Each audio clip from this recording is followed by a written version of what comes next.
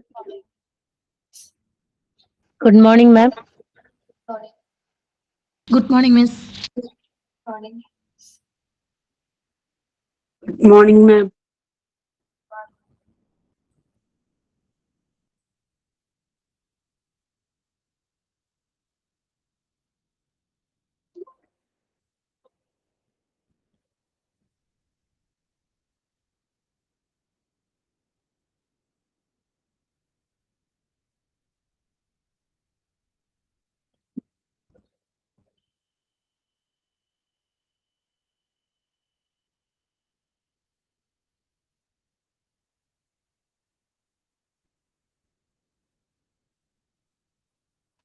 Good morning, ma'am.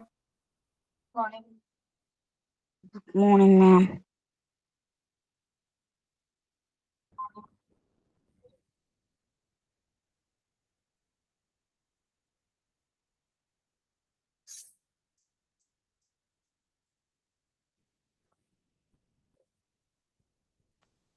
മിസ്സേ PDF double ആയിട്ടാ കിടക്കുന്നത്.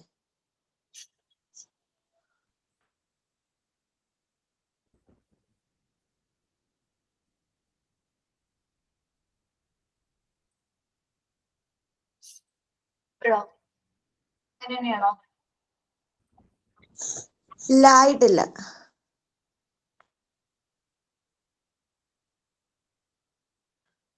ഇപ്പൊ ഇപ്പൊ ഓക്കെ.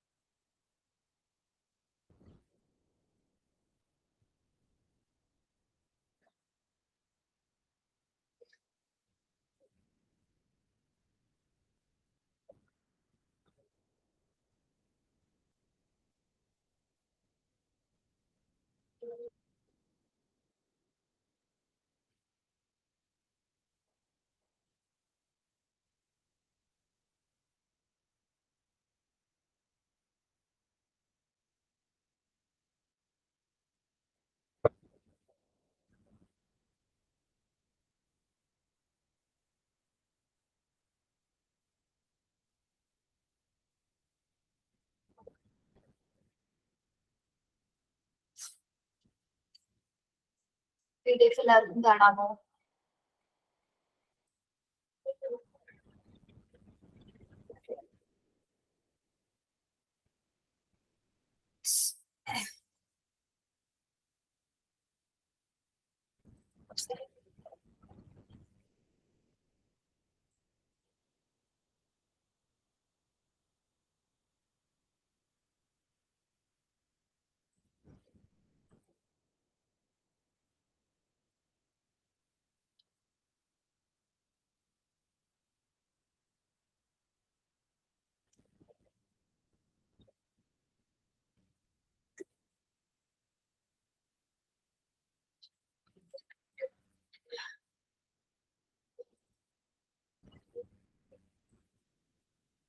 യെസ്, നമ്മൾ കഴിഞ്ഞ ക്ലാസ്സിലെ മോർണിംഗ് സെക്യൂരിറ്റി ആൻഡ് പേഴ്സൺസിന്റെ ഡ്യൂട്ടീസ് ആണ് പറഞ്ഞല്ലേ.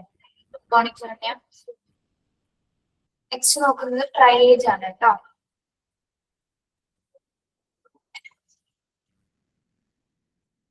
ഇത് ശരിക്കും ആ ഒരു ഡിസാസ്റ്റർ ഘട്ടത്തിന് ആദ്യം തന്നെ ചെയ്യേണ്ട പോയിന്റ്സ് ആയിരുന്നു. അത് ലാസ്റ്റ് ആയിട്ടാണ് ഇത് കൊടുത്തിരിക്കുന്നത്.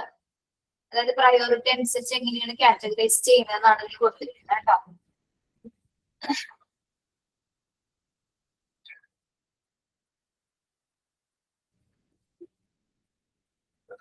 നമ്മള് പേജ് നമ്പർ 67 നിങ്ങളുടെ ടെക്സ്റ്റ് അത് തന്നെയാണ് നോക്കട്ടോ. പേജ് ട്രയേജ് എന്നുണ്ടോ ഡിസാസ്റ്റർ മാനേജ്മെന്റിലെ 65 ആണോ?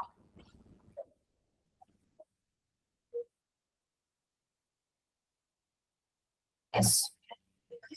The process of sorting people based on their requirement for immediate medical treatment as compared to their chance of benefiting from such care, trials done in emergency room, disasters and wars.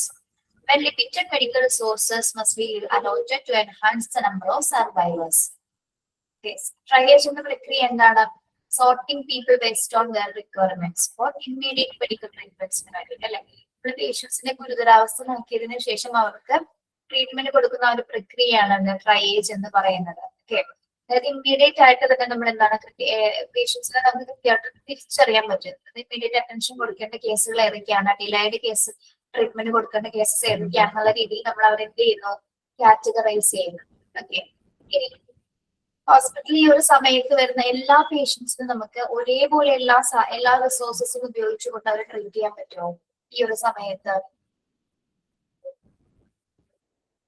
എന്തുകൊണ്ടാ പറ്റാത്തത്? ഈ ഒരു സമയത്ത് ഹോസ്പിറ്റലിനെ സംബന്ധിച്ചിടത്തോളം limited ആയിട്ടുള്ള resources ആയിരിക്കും ഉണ്ടായിരിക്കുന്നത് അല്ലെ. അപ്പൊ നമുക്കത് എല്ലാവർക്കും ഒരേപോലെ കൊടുക്കാൻ പറ്റില്ല. ആർക്ക് മാത്രമേ കൊടുക്കാൻ പറ്റുള്ളൂ? പ്രയോറിറ്റി നോക്കിയിട്ട് ഫസ്റ്റ് പ്രയോറിറ്റി കൊടുക്കേണ്ട കേസസുകൾ ഏതാണോ അവർക്ക് മാത്രം നമുക്ക് ആ റിസോഴ്സസുകൾ ആവശ്യാനുസരണം വിതരണം ചെയ്യാനായിട്ട് സാധിക്കും അല്ലെ. യെസ്, അതായത് ഹോസ്പിറ്റലിൽ ഈ ഒരു സമയത്ത് വിഭവങ്ങളെല്ലാം തന്നെ പരിമിതമായിരിക്കും. അതിനാൽ തന്നെ എന്താണ്, എല്ലാ റിസോഴ്സസും എല്ലാവർക്കും കൊടുക്കാനൊന്നും സാധിക്കും. അവിടെയാണ് നമ്മൾ എന്ത് ചെയ്യുന്നത്, ട്രയേജ് ചെയ്യുന്നത് അല്ലെ. അവിടെ ട്രയേജ് ചെയ്യാന്ന് പറയുന്നത് പ്രയോറിറ്റി ആണ് നോക്കുന്നത്. പേഷ്യൻസിന്റെ സിവിയറിറ്റി നോക്കിയിട്ട് ആർക്കാണ് ഇമ്മീഡിയറ്റ് ആയിട്ട് കെയർ കൊടുക്കേണ്ടത് അതിനനുസരിച്ചിട്ടാണ് ഹോസ്പിറ്റലിലെ വിഭവങ്ങൾ റിസോഴ്സസ് ഉപയോഗിച്ച് അവർക്ക് വേണ്ട ഇമ്മീഡിയറ്റ് ട്രീറ്റ്മെന്റ് കൊടുക്കുന്നത്. ഓക്കെ, ആ ഒരു സമയത്ത് അവരെന്താണ് രക്ഷപ്പെടുത്തുന്നതിന് വേണ്ടിയിട്ട് നമ്മൾ പല മെഷേഴ്സ് ആ ഒരു സമയത്ത് സ്വീകരിക്കുന്നത്. ഇനി പ്രധാനമായിട്ടും ഈ ട്രയേജ് പ്രോസസ് ഏറ്റവും കൂടുതലായിട്ട് വരുന്നത് ഏതൊക്കെ സിറ്റുവേഷൻസിലാണ്? അതായത് ഒരുപാട് പേഷ്യൻസ് നമുക്ക് സോർട്ട് ഔട്ട് ചെയ്യേണ്ടി വരുന്ന സിറ്റുവേഷൻസ് ഏതൊക്കെയാണ്? നമ്മളിപ്പോ പഠിച്ചുകൊണ്ടിരിക്കുന്ന ഡിസാസ്റ്റർ ഒരു സിറ്റുവേഷൻ ആണ് അല്ലെ. അതേപോലെ തന്നെ വാറ്, മറ്റ് എമർജൻസി കേസുകൾ, അത്തരം സമയത്തൊക്കെ എന്താണ് ഒരുപാട് പേഷ്യൻസ്, നമ്പർ ഓഫ് പേഷ്യൻസിന്റെ എണ്ണം കൂടുതലാണ് അല്ലെ. ആ ഒരു സമയത്താണ് ട്രയേജ് എന്ന പ്രക്രിയ ഏറ്റവും കൂടുതൽ ഡിഫിക്കൽട്ട് ആവുന്നത്. അതായത് ഒരേ സമയം ചിലപ്പോൾ ഡിഫിക്കൽട്ട് കണ്ടീഷൻസിൽ ഒരുപാട് പേഷ്യൻസ് ഒരേ സമയം വന്നു കഴിഞ്ഞാൽ നമുക്ക് ട്രയേജ് ചെയ്യാന്ന് പറയുന്നത് കുറച്ച് ബുദ്ധിമുട്ടുള്ള കാര്യമാണ്. ഓക്കെ, അപ്പൊ ലിമിറ്റഡ് റിസോഴ്സസ് ഉപയോഗിച്ച് പ്രയോറിറ്റി നോക്കിയിട്ട് എന്താണ് ആവശ്യാനുസരണം നമുക്ക് ഓരോ പേഷ്യൻസിന് അത് അലോട്ട് ചെയ്ത് കൊടുക്കാനേ സാധിക്കും. അതായത് എല്ലാവർക്കും നമുക്ക് എന്താണ് എല്ലാ റിസോഴ്സസും കൊടുത്തിട്ട് അവരെ ട്രീറ്റ് ചെയ്യാനായിട്ട് സാധിക്കുന്നില്ല. അവിടെ മാത്രമാണ് നമ്മൾ എന്ത് നോക്കുന്നത്, ആർക്കാണ് ഏറ്റവും അത്യാവശ്യം അതിനനുസരിച്ചിട്ട് അവർക്ക് കെയർ കൊടുക്കും. അതിനുശേഷമാണ് ബാക്കിയുള്ള പേഷ്യൻസിനെ നമ്മൾ ട്രീറ്റ് ചെയ്യുന്നത്. That is triage. ഓക്കെ, മനസ്സിലായോ?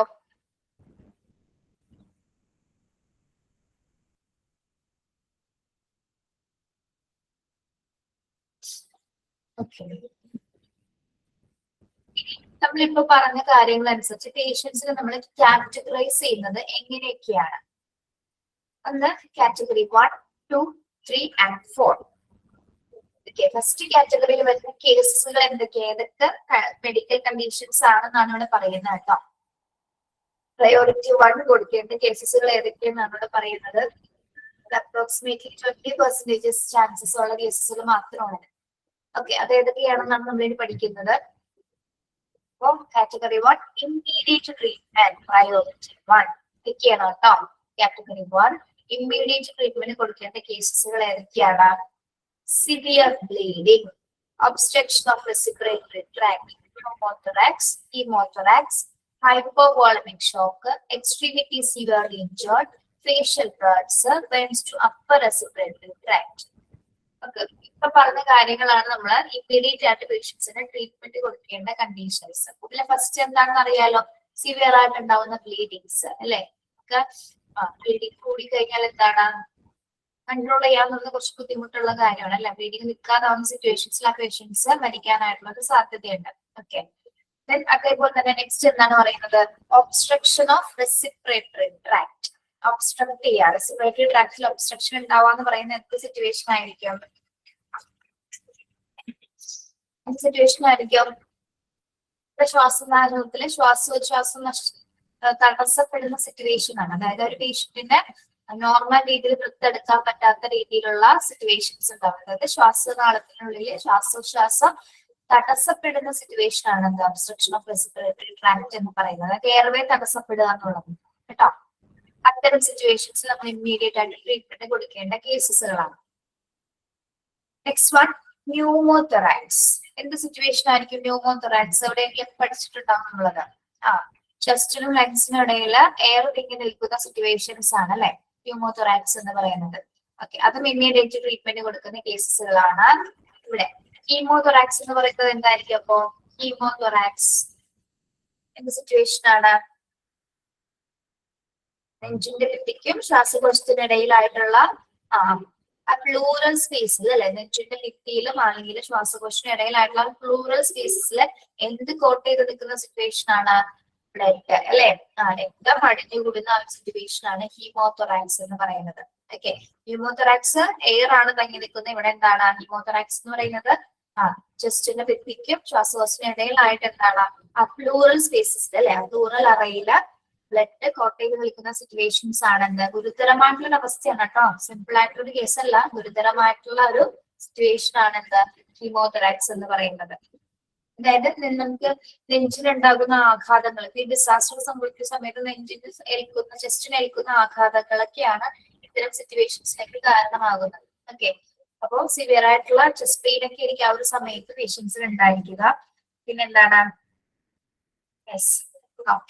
അത് മരണകാരണമായി ആയേക്കാവുന്ന സിറ്റുവേഷൻസ് ആണ് ഇതെല്ലാം. ഇതിനെന്താ തന്നെ നിർബന്ധമായിട്ടുള്ള ഇമ്മീഡിയറ്റ് ട്രീറ്റ്മെന്റ് കൊടുക്കേണ്ട കേസസുകളാണ്. Okay, next one, hypovolemic shock. Hypovolemic shock എന്ത് സിറ്റുവേഷൻ ആയിരിക്കും ഇത്? കഠിനമായിട്ടുള്ള ഡീഹൈഡ്രേഷനോ അല്ലെങ്കിൽ ഓർഗൻ ഫെയിലിയർ അല്ല ഹൈപ്പോവോളമിക് ഷോക്ക് കേട്ടോ. ഇതായിരിക്കും അമിതമായിട്ടുള്ള ഡീഹൈഡ്രേഷൻ അല്ലെങ്കിൽ നിർജ്ജലീകരണം മൂലമോ അല്ലെങ്കിൽ അമിതമായിട്ട് രക്തം നഷ്ടം മൂലം ഉണ്ടാകുന്ന ഒരു സിറ്റുവേഷൻ ആണ് ഹൈപ്പോവോളമിക് ഷോക്ക് എന്ന് പറയുന്നത്. ഓക്കെ, മനസ്സിലായോ? നിർജ്ജലീകരണം മൂലം ഉണ്ടാകുന്ന ഒരു അവസ്ഥയാണ്, ഡീഹൈഡ്രേഷൻ മൂലം ഉണ്ടാകുന്ന സിറ്റുവേഷൻ. അല്ലെങ്കിൽ അമിതമായിട്ട് ആ പേഷ്യൻസിൽ നിന്ന് രക്തം നഷ്ടപ്പെട്ടു കഴിഞ്ഞാലും ഇത്തരത്തിലുള്ള ഒരു സിറ്റുവേഷൻ ഉണ്ടാകാറുണ്ട്. അതും ഒരു ഗുരുതരമായിട്ടുള്ള കണ്ടീഷൻ ആണ്. ഇമ്മീഡിയറ്റ് ട്രീറ്റ്മെന്റ് കൊടുക്കേണ്ട കേസസുകളാണ് കേട്ടോ. Extremity severely injured. ഇഞ്ചുറിയുടെ സിവിയറിറ്റി കൂടിയ കേസസുകൾ ഉണ്ടായിരിക്കും അല്ലെ, മുറിവുകളുടെ ആഘാതം കൂടിയ കേസസുകൾ ഉണ്ട്. അതേപോലെ തന്നെ ഫേഷ്യൽ ബേൺസുകൾ. ഈ ഫേഷ്യൽ ബേൺസുകൾ ഏത് തരം ഡിസാസ്റ്റേഴ്സിലൊക്കെ സംഭവിക്കുന്നത്? ഫേഷ്യൽ ബേൺസ് എന്ത് മൂലമാണ് ഫേഷ്യൽ ബേൺസ് ഒക്കെ സംഭവിക്കുന്നത്? മുഖത്തേക്ക് പൊള്ളലുകള്, പൊള്ളലാണ് ഫേഷ്യൽ ഫേസ് ബേൺസ്, പൊള്ളൽ. ഇപ്പൊ വാറ് പോലുള്ള സിറ്റുവേഷൻസ് ആയിരിക്കാം, അല്ലെങ്കിൽ കെമിക്കൽ എക്സ്പോഷൻസ്, അങ്ങനെയുള്ള എന്തെങ്കിലും മറ്റ് ഫയർ അല്ലെ, അങ്ങനെയുള്ള സിറ്റുവേഷൻസിലൊക്കെ അപകടപ്പെട്ടവർക്കാണെങ്കിൽ അത്തരത്തിലുള്ള അനുഭവങ്ങൾ ഉണ്ടാവും, അത്തരത്തിലുള്ള സിറ്റുവേഷൻസ് കടന്നു പോകാറുണ്ട്. ഓക്കെ, അതെല്ലാം തന്നെ എന്താണ് ഫേഷ്യൽ ബേൺസും ഇമ്മീഡിയറ്റ് ട്രീറ്റ്മെന്റ് എടുക്കേണ്ട കേസസ് ആണ്. Then burns to upper respiratory tract. Burns to upper respiratory tract. ഇത് ഏത് തരം സിറ്റുവേഷൻ ആണ്? അപ്പർ റെസ്പിറേറ്ററി ട്രാക്ട് എന്ന് പറയുന്നത് എവിടെ ഏൽക്കുന്ന പൊള്ളലുകളാണ്? അപ്പർ റെസ്പിറേറ്ററി ട്രാക്ട് എന്ന് പറയുമ്പോൾ എന്താണ്? നമ്മുടെ മുകളിലേക്കുള്ള റെസ്പിറേറ്ററി ട്രാക്ടുകൾ ഏതൊക്കെയാ?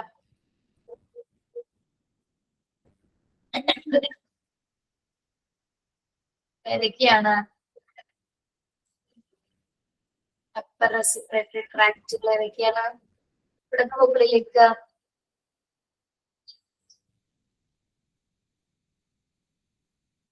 നോസ്, ത്രോട്ട്, എയർവേ, യെസ്, അതിനൊക്കെ ഏൽക്കുന്ന ഇൻഫെക്ഷൻസ് അല്ലെങ്കിൽ അതിനോട് ഏൽക്കുന്ന വേർഡ്സ് ഒക്കെ എന്താണ്?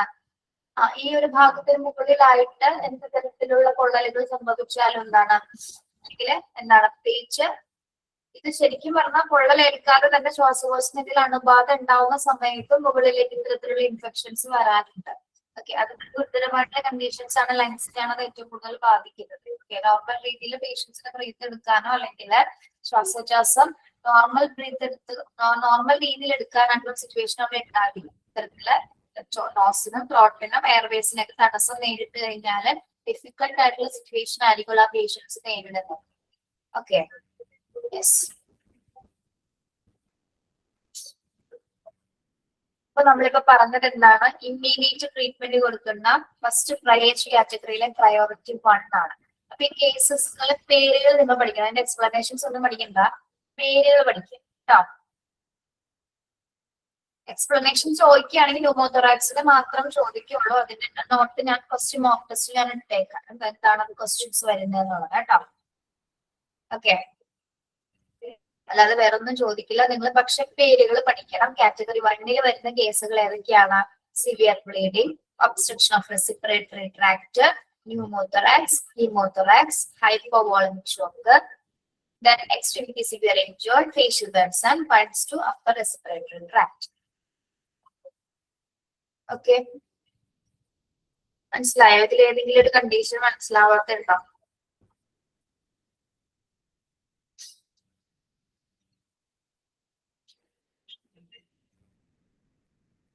ഓക്കെ, എല്ലാവർക്കും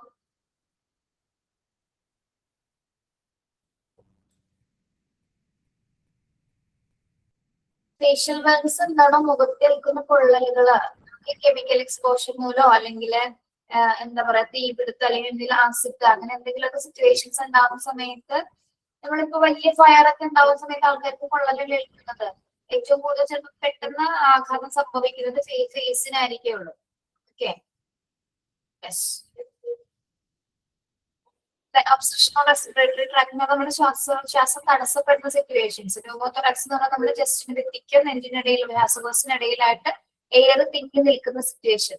ഇത് നമ്മൾ ട്രാൻസ്ഫർ ഓഫ് പേഷ്യൻസിൽ പഠിച്ചിട്ടുണ്ട് ന്യൂമോതൊറാക്സ്. അതിന് വേണ്ടിയിട്ടാണ് ഈ സിറ്റുവേഷൻ നീക്കാൻ വേണ്ടിയിട്ടാണ് നമ്മൾ എന്ത് സ്ഥാപിക്കുന്നത് എന്നാണ് പഠിച്ചത്. ചെസ്റ്റ് ഡ്രെയിൻ സ്ഥാപിക്കുന്നു എന്ന് പറഞ്ഞില്ലേ? എയറിനെ റിമൂവ് ചെയ്യാൻ വേണ്ടി നമ്മൾ എന്ത് ചെയ്യും? ചെസ്റ്റ് ഡ്രെയിൻ സ്ഥാപിച്ചിട്ട് ലങ്സിന്റെ പ്രവർത്തനം നോർമൽ ആക്കുന്നു എന്ന് പറഞ്ഞില്ലേ? ട്രാൻസ്ഫർ ഓഫ് പേഷ്യൻസി പഠിച്ചിട്ടുണ്ട് ഇതൊക്കെ.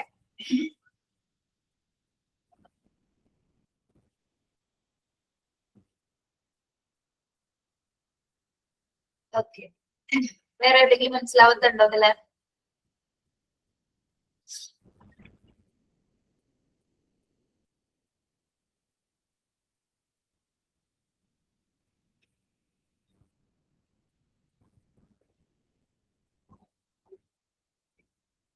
അപ്പർ റെസ്പിറേറ്ററി ട്രാക്ട് എന്തെങ്കിലും ഡൗട്ട് ഉണ്ടോ?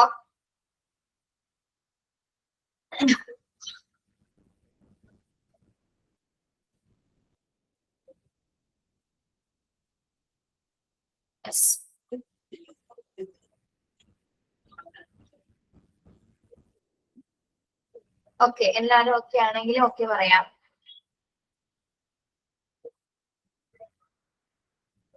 നമ്മുടെ മൂക്ക്, തൊണ്ട ഇത്തരത്തിലുള്ള ഭാഗങ്ങളെ അഫക്ട് ചെയ്യുന്ന ഒരു ബുദ്ധിമുട്ടാണ് അപ്പർ റെസ്പിറേറ്ററി ട്രാക്ട് എന്ന് പറയുന്നത് കേട്ടോ. ഇനി മനസ്സിലാക്കുന്നുണ്ടെങ്കിൽ ശരിക്കും പറഞ്ഞതൊരു ശ്വാസകോശ അണുബാധയുമായി ബന്ധപ്പെട്ടും അത്തരം സിറ്റുവേഷൻസ് ഉണ്ടാവാറുണ്ട്. ഓക്കെ, ഇനി കാറ്റഗറി 2 നോക്കാം. നമ്മള് ഫസ്റ്റ് പഠിച്ചത് ഇമ്മീഡിയറ്റ് ട്രീറ്റ്മെന്റ് കൊടുക്കുന്ന കേസസുകളാണ് അല്ലെ? ഇതെന്താണ്? ഡിലൈഡ് ട്രീറ്റ്മെന്റ് പ്രയോറിറ്റി 2 ആയിട്ടുള്ള കേസസുകളാണ് അല്ലെ? എന്ന് വെച്ചാൽ സീരിയസ് ഇഞ്ചുറീസ് അല്ല, സീരിയസ് അല്ല, എന്നിരുന്നാൽ പോലും എന്താണ് നമ്മള് കുറച്ച് ഡിലേ ആയാലും ട്രീറ്റ്മെന്റ് കൊടുക്കാൻ പറ്റുന്ന കേസസുകളാണെങ്കിൽ വരുന്നത് കാറ്റഗറി 2 വരുന്നത് അല്ലെ? അപ്രോക്സിമേറ്റ്ലി 40% ചാൻസ് ഉള്ളത് പ്രയോറിറ്റി 2 കേസസിൽ വരുന്നതാണ്. ഏതൊക്കെയാണ് കാറ്റഗറി 2 വരുന്നത്? Fractures, dislocation, abdomen injuries, thorax, urogenital tract, skull, brain, 2 and 3 degree burns. Okay, category 2 വരുന്നത് ഫ്രാക്ചേഴ്സ് അല്ലെ? പലതരത്തിലുണ്ടാകുന്ന ഫ്രാക്ചറുകൾ, ഒടിവുകള്, Then dislocation. Dislocation എന്താണ്? ഡിസ്ലൊക്കേറ്റഡ് ആവാന്ന് പറയില്ല നമ്മള്, സ്ഥാനഭ്രംശം സംഭവിക്കാന്ന് പറയും വലിയ കൈകൾ. ഡിസ്ലൊക്കേഷൻ, ജോയിന്റ്സിന് സ്ഥാനഭ്രംശം സംഭവിക്കുന്നത്. Then abdominal ആയിട്ടുള്ള ഇഞ്ചുറീസ് അല്ലെ, അതായത് അടിവയറ്റിലുണ്ടാകുന്ന അബ്ഡോമിനൽ ആയിട്ടുള്ള വരുന്ന ഇഞ്ചുറീസുകള്. പിന്നെ തൊറാക്സ് ഇൻഫെക്ഷൻ. തൊറാക്സ് ഇൻഫെക്ഷൻ ആണ് കൊടുത്തിട്ടില്ല കേട്ടോ. തൊറാക്സ് എന്താണ്? ചെസ്റ്റിൽ ഉണ്ടാകുന്ന തരത്തിലുള്ള ചെറിയ രീതിയിലുള്ള ഇൻഫെക്ഷൻസ്. Urogenital tract. യൂറോജെനിറ്റൽ എന്തുമായി ബന്ധപ്പെട്ടതാണ്? ഇവിടെ യൂറിനറി സിസ്റ്റവുമായി ബന്ധപ്പെട്ട് വരുന്നതാണ് യൂറോജെനിറ്റൽ ട്രാക്ട് എന്ന് പറയുന്നത് അല്ലെ. അതായത് നമ്മുടെ എന്താണ് യൂറിനറി സിസ്റ്റത്തിലെ എല്ലാ, പ്രത്യേകിച്ച് ബ്ലാഡർ, മൂത്രാശയം തുടങ്ങിയ ആ ഭാഗങ്ങൾക്കെല്ലാം യൂറിനറി സിസ്റ്റത്തിനൊക്കെ സംഭവിക്കുന്ന മറ്റു പരിക്കുകളെല്ലാം തന്നെ യൂറിനറി ട്രാക്ട്സിൽ ഉൾപ്പെടുന്നുണ്ട് കേട്ടോ.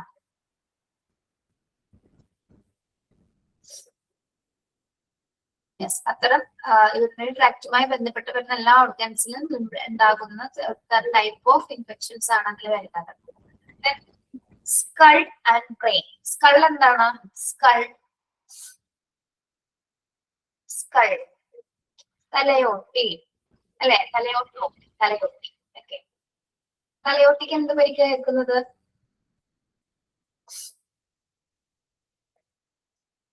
സ്കള്ളിന് എത്തരത്തിലുള്ള ഇഞ്ചുറീസ് ആണ് വരുന്നത്? ഇഞ്ചുറി വരുമോ സ്കള്ളിന്?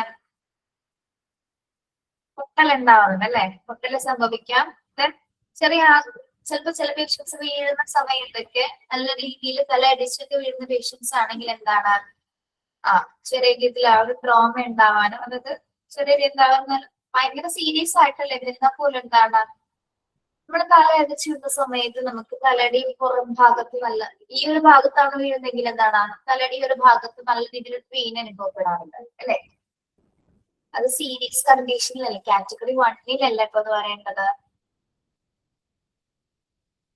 എന്തെങ്ങനെ തോന്നിയില്ല നിങ്ങൾക്ക്? അങ്ങനെയാണെങ്കിൽ ബ്രെയിനും കാറ്റഗറി 1-ലല്ലേ വരേണ്ടത്? ബ്രെയിനിലേൽക്കുന്ന എന്തെങ്കിലും ആഘാതങ്ങള് ഇമ്മീഡിയറ്റ് ട്രീറ്റ്മെന്റ് കൊടുക്കേണ്ട കേസസുകളല്ലേ? അപ്പൊ നിങ്ങൾ മാറ്റി എഴുതിക്കോട്ടോ, മുകളിലേക്ക് മാറ്റി എഴുതിക്കോളൂ. റെസ്പിറേറ്ററി ട്രാക്ട് കഴിഞ്ഞിട്ട് കോമ ഇടാം, സ്കൾ ബ്രെയിൻ എഴുതാം. സ്കള്ളും ബ്രെയിനും കൊടുത്തിരിക്കുന്നത് റിലേറ്റ് ചെയ്ത് വരുന്ന അതുമായി റിലേറ്റ് ചെയ്ത് വരുന്ന എന്ത് സിറ്റുവേഷൻസും ഇമ്മീഡിയറ്റ് ട്രീറ്റ്മെന്റ് കൊടുക്കേണ്ടതാണ്. അതുകൊണ്ട് മാത്രമാണ് ആ പേരുകൾ മാത്രം കൊടുത്തിരിക്കുന്നത്, സ്കൾ ആൻഡ് ബ്രെയിൻ മാത്രം കൊടുത്തിരിക്കുന്നത്. ഓക്കെ, ഇനി ബ്രെയിനെ സംബന്ധിച്ചിടത്തോളം എന്താണ്, ഇന്റേണൽ ആയിട്ട് ചിലപ്പോ എന്താണ് തല അടിച്ചു വീഴുന്ന പേഷ്യൻസ് ഉള്ളിൽ നല്ല രീതിയിൽ ബ്ലീഡിങ് ഉണ്ടാവാനുള്ള സാധ്യത ഉണ്ടെങ്കിൽ പേഷ്യൻസിന് എന്ത് സംഭവിക്കാം, ബ്രെയിനിന് എന്തെങ്കിലും സംഭവിച്ചു കഴിഞ്ഞാല് സംഭവിക്കാം, നോർമൽ ആവോ പേഷ്യൻസ്? ഏത് സ്റ്റേജിലേക്ക് വരെ പോകാനുള്ള സാധ്യതയുണ്ട്? ഡെത്ത് സംഭവിക്കാം, കോമ പോലുള്ള അൺകോൺഷ്യസ് ആയിട്ടുള്ള ഒരു പ്രോലോങ്ഡ് പീരീഡിലേക്ക് ലോസ് ഓഫ് കോൺഷ്യസ്നസ് സംഭവിക്കാനുള്ള സിറ്റുവേഷൻസും ഇവിടെ ഉണ്ട് അല്ലെ. ഓക്കെ, അതെല്ലാം തന്നെ കാറ്റഗറി 1-ൽ വരേണ്ടതാണ് കേട്ടോ. ഇപ്പൊ കാറ്റഗറി 2-ൽ വരേണ്ടത് എന്താണ്? ഓർമ്മ നഷ്ടപ്പെടുന്ന സിറ്റുവേഷൻസ് ആണ് കോമ അല്ലെ. Fractures, dislocation, abdominal injuries, thorax, ചെസ്റ്റിന് ഏൽക്കുന്ന എന്തെങ്കിലും തരത്തിലുള്ള ഇൻഫെക്ഷൻസും കാര്യങ്ങളും കേട്ടോ. Urogenital tract. Then 2 and 3 degree burns. എന്താണത് 2 and 3 degree burns? കാര്യങ്ങൾക്കൊക്കെ എന്തെങ്കിലും കൈയോ കാലോ ഒക്കെ പൊള്ളിയിട്ടുണ്ടാവും എപ്പോഴെങ്കിലൊക്കെ ചെറുപ്പത്തിലോ അങ്ങനെ എന്തെങ്കിലും സംഭവിച്ചവർക്ക് കൃത്യമായിട്ട് അറിയാൻ പറ്റും 2 and 3 degree burns എന്താണ്. 2 degree burns എന്ന് പറഞ്ഞാൽ നമുക്ക് നമ്മുടെ സ്കിന്നിൽ എന്താണ്, നമുക്ക് പല ടൈപ്പ് ഓഫ് ലെയേഴ്സ് ഉണ്ട് അല്ലെ. ഇപ്പൊ ഔട്ടർ ലെയർ ഉണ്ട്, അതേപോലെ തന്നെ അണ്ടർലൈങ് ലെയേഴ്സ് ഉണ്ട്. അപ്പൊ 2 degree burns ഈ രണ്ട് ലെയേഴ്സിന് എവിടെയെങ്കിലും പൊള്ളലേൽക്കുന്നതാണ് 2 degree burns എന്ന് പറയുന്നത്. അതായത് ഔട്ടർ ലെയർ ഉണ്ട്, അതേപോലെ തന്നെ അണ്ടർലൈങ് ലെയർ ഉണ്ട്. അവിടെ എന്തെങ്കിലും പൊള്ളലേൽക്കുന്നതാണ് 2 degree ആഴത്തിലുള്ള പൊള്ളലുകൾ എന്ന് പറയുന്നത്. 3 degree burns എന്ന് പറയുമ്പോൾ എന്തായിരിക്കും? 3 degree burns എന്ന് പറയുന്നത് destroy all layers of the skin. എന്താണ്, സ്കിന്നിന്റെ എല്ലാ ലെയേഴ്സിലും പൊള്ളലേക്കുന്ന അല്ലെങ്കിൽ അത്തരത്തില് അതെല്ലാം തന്നെ ആ ലെയറുകളെല്ലാം തന്നെ പൊള്ളി പോകുന്ന സിറ്റുവേഷൻ ആണ് എന്ത് 3 degree burns എന്ന് പറയുന്നത്. ഓക്കെ, മനസ്സിലായോ? 2 degree burns, 2 degree burns എന്ന് പറയുന്നത് എന്താണ്, നമുക്ക് ഔട്ടർ ലെയർ ഉണ്ട്, അതേപോലെ തന്നെ അണ്ടർലൈൻ ലെയർ ഉണ്ട്. ആ 2 ലെയേഴ്സിൽ ഏതെങ്കിലും ഒന്നിന് പൊള്ളലേൽക്കുന്നതാണ് 2 degree burns എന്ന് പറയുന്നത്. 3 degree എന്ന് പറയുമ്പോൾ നമുക്ക് സ്കിന്നിലുള്ള എല്ലാ ലെയേഴ്സും ഒരേപോലെ ഒരേ സമയം പൊള്ളിപ്പോകുന്ന സിറ്റുവേഷൻ ആണിത് 3 degree burns എന്ന് പറയുന്നത് കേട്ടോ. ഇവിടെ പറഞ്ഞിരിക്കുന്നത് ബേൺ ഇഞ്ചറിയുടെ സിവിയറിറ്റി ആണ് കേട്ടോ. എത്രത്തോളം ഗുരുതരാവസ്ഥയാണ് കൂടുതലെന്നും കുറവെന്നാണ് കാണിച്ചിരിക്കുന്നത്. 2 degree അത്യാവശ്യം കുഴപ്പമില്ലാത്ത രീതിയിലാണ് നമുക്ക് മെയിൻറ്റെയിൻ ചെയ്യാം. 3 degrees എന്ന് പറയുമ്പോൾ തന്നെ കുറച്ചും കൂടി ആഘാതം അവിടെ കൂടുതലാണ്. ഓക്കെ, മനസ്സിലായോ?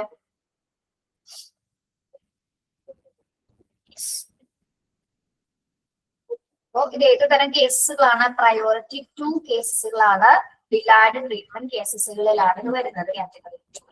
ഇനി നമുക്ക് കാറ്റഗറി 3 പഠിക്കാം. മിനിമം ട്രീറ്റ്മെന്റ് ആണ് അല്ലെ. മിനിമം ട്രീറ്റ്മെന്റ് പ്രയോറിറ്റി എത്രയാണ്? 3 ആണ് അല്ലെ. എങ്ങനത്തെ കേസസുകളാണ് ഇതിൽ വരുന്നത്? Minor Woods, small fractures and strain, ചെറിയ രീതിയിലുള്ള മുറിവ്, പരിക്കുകള്, ചെറിയ ഒടിവുകള്, അതേപോലെ തന്നെ സ്ട്രെയിൻ. സ്ട്രെയിൻ നമ്മൾ മലയാളത്തിൽ എന്താ പറയുന്നത്? ഉളുക്ക് എന്ന് പറയും അല്ലെ. കാലുളുങ്ങ എന്നൊക്കെ പറയില്ലേ നമ്മള്. യെസ്, കാലുളുങ്ങ, കൈക്കുണ്ടാവും. അതൊക്കെ കാറ്റഗറി 3 അല്ലെ. നമുക്ക് ഈ ഒരു കേസുകളൊക്കെ പെട്ടെന്ന് തന്നെ ട്രീറ്റ്മെന്റ് കൊടുക്കേണ്ട കേസസ് ആണോ? അല്ല. അതിനാൽ തന്നെയാണ് നമ്മൾ അതിനെ എന്ത് ചെയ്തിരിക്കുന്നത്? പ്രയോറിറ്റി 3 ആണ്. അപ്പൊ നിങ്ങളൊന്ന് ആലോചിച്ച് നോക്കി, ഇത്രയും പേഷ്യൻസ് ആണ് ഒരു എമർജൻസി സിറ്റുവേഷൻസിലേക്ക് വരുന്നതെന്ന് നോക്കുക. അപ്പൊ അവരെ അതിനനുസരിച്ചിട്ടാണ് ഇത് കാറ്റഗറൈസ് ചെയ്തിരിക്കുന്നത് കേട്ടോ. യെസ്. ഇനി അടുത്തത് എന്താണ്? കാറ്റഗറി 4. ഏത് തരം കേസസ് ആണ്? എക്സ്പെക്ടഡ് ട്രീറ്റ്മെന്റ് ആണ്. Dying or injured with no chance of survival. Category 4 എന്ന് പറയുന്നത് എങ്ങനെയുള്ള കേസസ് ആണ്? എക്സ്പെക്ടഡ് ട്രീറ്റ്മെന്റ് ആണ്. ഇങ്ങനെയുള്ള കേസാണ് അതിൽ വരുന്നത്. അതിജീവിക്കാൻ സാധ്യതയുള്ള കേസുകളാണോ? അല്ല അല്ലെ. അതിജീവിക്കാൻ ഒട്ടും തന്നെ സാധ്യതയില്ലാത്ത അല്ലെങ്കിൽ മരിച്ചുകൊണ്ടിരിക്കുന്ന കേസസ് ഒക്കെ ആയിരിക്കും കാറ്റഗറി 4ലേക്ക് വരുന്നത്. നമുക്ക് ഒരു പേഷ്യൻസ് വരുന്ന സമയത്ത് അറിയാൻ സാധിക്കും അല്ലെ. അവർ കണ്ടു കഴിഞ്ഞാല് ഇമ്മീഡിയറ്റ് ട്രീറ്റ്മെന്റ് കൊടുക്കേണ്ട കാര്യമില്ല എന്നുള്ളത്, കൊടുക്കാനായിട്ടുള്ള സിറ്റുവേഷൻ ഉണ്ടാവില്ല അല്ലെ. അതിനു മുമ്പ് എന്താണ് ഒട്ടും തന്നെ ചാൻസ് കാണിക്കുന്നുണ്ടാവില്ല, പൾസ് റേറ്റ് ഉണ്ടാവില്ല, ഹാർട്ട് ബീറ്റ്സ് ഉണ്ടാവില്ല. അങ്ങനത്തെ സിറ്റുവേഷൻസ് എന്ന പേഷ്യൻസ് ആണെങ്കിൽ നമുക്ക് ഒരു കാറ്റഗറി 4ലേക്ക് നമ്മൾ ആദ്യം നോക്കിയിട്ടാണ് കാറ്റഗറി 4ലേക്ക് വരെ മാറ്റുന്നത്. അപ്പൊ ഈ രീതിയിലാണ് നമ്മൾ എന്ത് ചെയ്യുന്നത്? ട്രയേജ് പ്രക്രിയ. അത് ഇവിടെ നമുക്ക് ഓരോ കേസുകൾ പറഞ്ഞിരിക്കുന്നുള്ളൂ കേട്ടോ. ആ സമയത്ത് വരുന്ന കേസുകൾ ഏതാണോ അതിനനുസരിച്ചിട്ട് നമ്മൾ ഇമ്മീഡിയറ്റ് ആയിട്ട് കെയറുകൾ കൊടുത്ത് ഓരോ പേഷ്യൻസിനെ തരംതിരിക്കും. ട്രയേജ് എന്ന പ്രക്രിയയാണ് എന്താണ്? പേഷ്യൻസിന്റെ ഗുരുതരാവസ്ഥ അനുസരിച്ച് നമ്മൾ സോർട്ട് ചെയ്ത് ഡിവൈഡ് ചെയ്ത് മാറ്റുന്നതാണ്. ഏതൊക്കെ രീതിയിലാണ് ഡിവൈഡ് ചെയ്യുന്നത്? 4 രീതിയിൽ നമ്മൾ അവരെ കാറ്റഗറൈസ് ചെയ്യും. Immediate treatment, delayed treatment, minimum treatment, expected treatment. Okay. Category 1ൽ വരുന്ന കേസുകൾ എന്തായാലും നിങ്ങൾ പേര് പഠിക്കണം കേട്ടോ. എക്സ്ട്രാ നമ്മളിപ്പോ സ്കൾ ആൻഡ് ബ്രെയിനും കൂടി കൂട്ടിച്ചേർത്തിട്ടുണ്ട്. നിങ്ങളുടെ ടെക്സ്റ്റ് ഉണ്ടാവായിരിക്കുമല്ലോ. അതാ ഓക്കെ. കാറ്റഗറി 2ൽ വരുന്ന കേസസ് ആണ് ഫ്രാക്ചേഴ്സ് മുതൽ സിവിയറിറ്റി ഓഫ് ബേൺ ഇഞ്ചറിയുടെ സിവിയറിറ്റി അനുസരിച്ച് കാറ്റഗറൈസ് ചെയ്തിരിക്കുന്ന കേസസ് വരെ കാറ്റഗറി 2ലും. കാറ്റഗറി 3ലെ മിനിമം ട്രീറ്റ്മെന്റ് കേസസുകളാണ് അല്ലെ. സ്ട്രെയിൻ, ഫ്രാക്ചേഴ്സ് അല്ലെങ്കിൽ ചെറിയ രീതിയിലുള്ള പരിക്കുകളൊക്കെയാണ് അതിൽ വരുന്നത്. കാറ്റഗറി 4 എന്ന് പറയുന്നത് എന്താണ്? അതിജീവിക്കാൻ ഒട്ടും സാധ്യതയില്ലാത്ത കേസസുകളാണ് കാറ്റഗറി 4ൽ വരുന്നത്. ഓക്കെ. ഇന്ന് മുഴുവനൊന്ന് വായിച്ചു നോക്കിയേ. ട്രയേജ് തുടങ്ങി കാറ്റഗറി 4 വരെ ഒന്ന് വായിച്ചു നോക്കിയേ.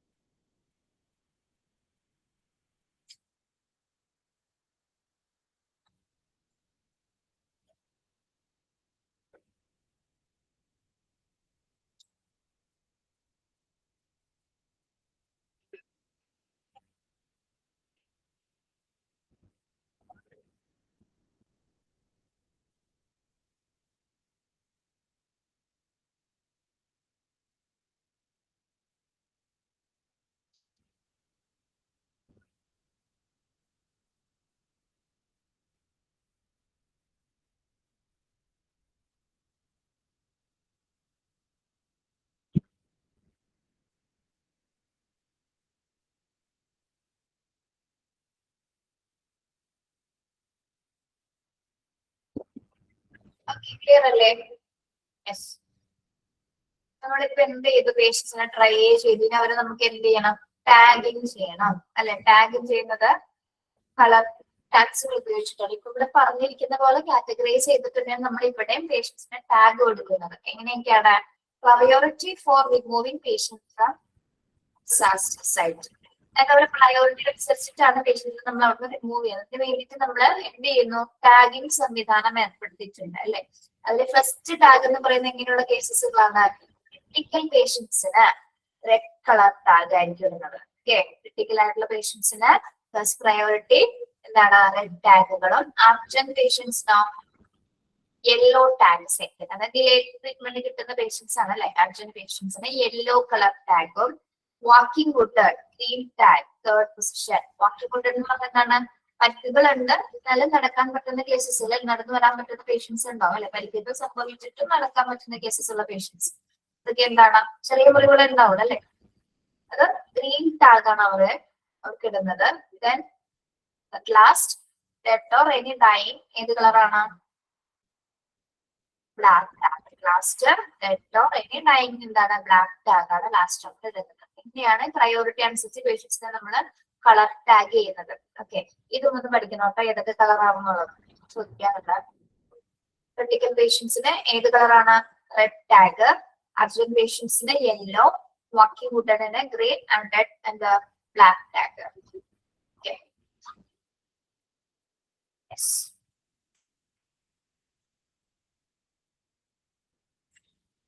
ഓക്കെ,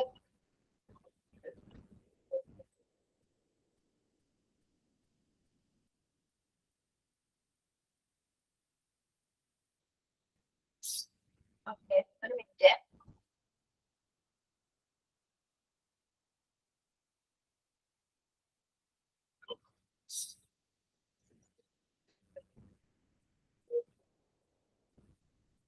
യെസ്, നമ്മൾ നെക്സ്റ്റ് പഠിക്കാൻ പോകുന്നത് സ്റ്റാർട്ട് എന്ന പ്രോസസ് ആണ്. എന്താണ് start? Simple triage and rapid treatment. S for simple, T for triage, A for and R for rapid, T for treatment. എന്തായാലും സിമ്പിൾ ആൻഡ് ട്രയൽ ട്രീറ്റ്മെന്റ് എന്ന് പറയുന്നത് is a method of quickly recognizing victims who have immediately life-threatening injuries and who have the best chance of surviving. Simple triage എന്ന് പറയുന്ന അല്ലെങ്കിൽ rapid treatment എന്താണ്? Triage എന്താണെന്ന് അറിയാം. Simple ട്രയേജും rapid treatment എന്ന് പറയുന്നത് എന്തായിരിക്കും?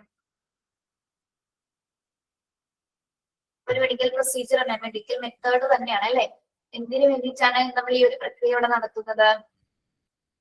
Quickly recognizing victims who have immediately life-threatening injuries and who have the best chance of surviving. എന്ത് പ്രക്രിയയാണ് പിള്ളേരെ അത് സ്റ്റാർട്ട് എന്ന് പറയുന്നത്?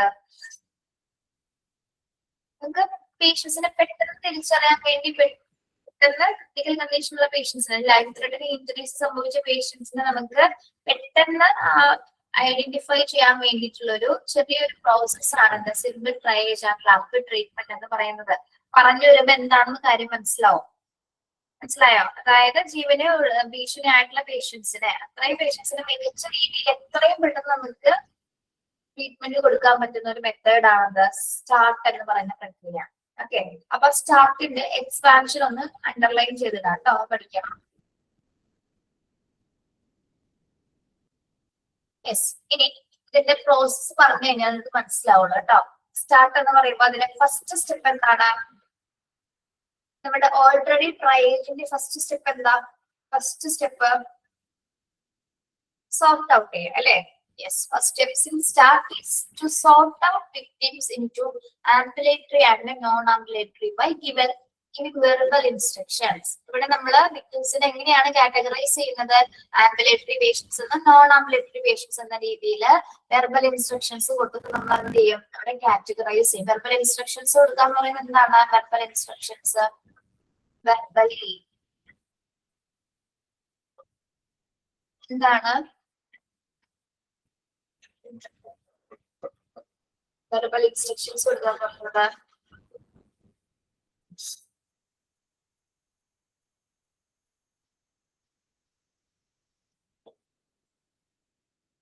വെർബലി നമ്മൾ ഇൻസ്ട്രക്ഷൻസ് കൊടുക്കുന്നത് എങ്ങനെയാ?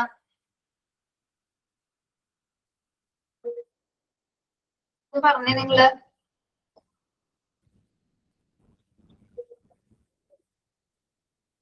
ഡയറക്ഷൻസ് കൊടുക്കുന്നത് എങ്ങനെയാ?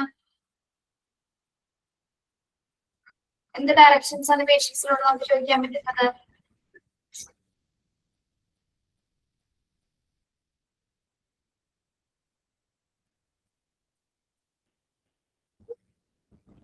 സംസാരത്തിലൂടെ അല്ലേ?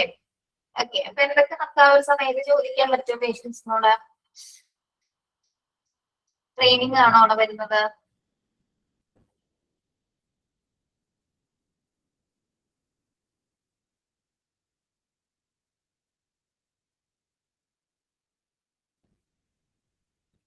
പറഞ്ഞേ.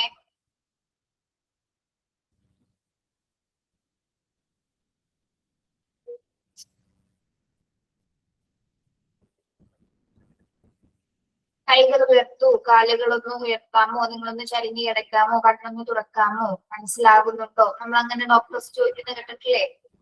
എവിടെയാണ് വേദന ഉള്ളത്, എന്തേ വേണ്ടിയത് ചോദിക്കുന്നത്? നമ്മൾ കോൺഷ്യസ് ആണോ എന്ന് കൂടി അവിടെ അറിയാൻ വേണ്ടിയിട്ടാണ് അല്ലെ? യെസ്. അത് എല്ലാ കേസസിലുള്ള നമുക്ക് ചോദിക്കാൻ പറ്റുന്ന എന്താണ് ഡോക്ടേഴ്സ് അത് ചോദിക്കുമ്പോൾ ആൾ ഓക്കെ ആണോ എന്ന് പറയാം, എന്താണ് ആളുടെ കണ്ടീഷൻ എന്ന് അറിയാൻ വേണ്ടി നമ്മൾ ഇൻസ്ട്രക്ഷൻസ് ചോദിക്കും അല്ലെ? അത് നമ്മൾ വാക്കാലെ കൊടുക്കുന്ന നിർദ്ദേശങ്ങളാണ്. ഡയറക്ഷൻസ് കൊടുക്കുമ്പോൾ അതിന് അവർ റെസ്പോണ്ട് ചെയ്യുന്നുണ്ടോ എന്ന് നമ്മൾ നോക്കും. ഓക്കെ, എന്നിട്ടാണ് അതിനെ കാറ്റഗറൈസ് ചെയ്യുന്നത്. പിന്നെ അതിനുശേഷം നമ്മൾ എന്താ നോക്കുന്നത്? ആളുടെ റെസിപ്പിറേഷൻ നോക്കും. റെസിപ്പിറേഷൻ എത്രയാണ്, എങ്ങനെയാണ് നോക്കുന്നത്?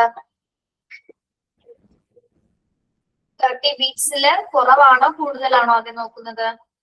Heart beat. ശ്വസനം 30 ബീറ്റ്സിൽ താഴെ ഉണ്ടോ, താഴെയാണോ, ലെസ്താനാണോ എന്ന് നമ്മൾ ആദ്യം ചെക്ക് ചെയ്യും അല്ലെ? കുറവാണോ എന്ന് ചെക്ക് ചെയ്യൂലേ? യെസ്, കുറവ് കാണിക്കുന്നുണ്ടോ, കൂടുതലാണോ? ആദ്യം കുറവാണോ കൂടുതലാണോ രണ്ടും രീതിയിൽ നോക്കും കേട്ടോ. ഹാർട്ട് ബീറ്റ് കൂടുതൽ കാണിക്കുന്നുണ്ടോ കുറവാണോ എന്നുള്ള രണ്ട് രീതിയിൽ അവിടെ നമ്മൾ നോക്കും. ഓക്കെ, ഇവിടെ എന്താ പറയുന്നത്? റെസിപ്പിറേഷൻ 30 ബീറ്റ്സിൽ കുറവുള്ള പേഷ്യൻസ് ആണോ എന്ന് കൃത്യമായിട്ട് ചെക്ക് ചെയ്യും. Okay, yes. ഹാർട്ട് ബീറ്റ്സ് കുറഞ്ഞാൽ എന്താണ് അവസ്ഥ? ഹാർട്ട് ബീറ്റ് കുറയുമ്പോൾ ഉണ്ടാവുന്ന അവസ്ഥ എന്താ? ഒന്നുമില്ലേ? ഹാർട്ട് ബീറ്റ് കുറഞ്ഞ കുഴപ്പമൊന്നുമില്ല അല്ലെ?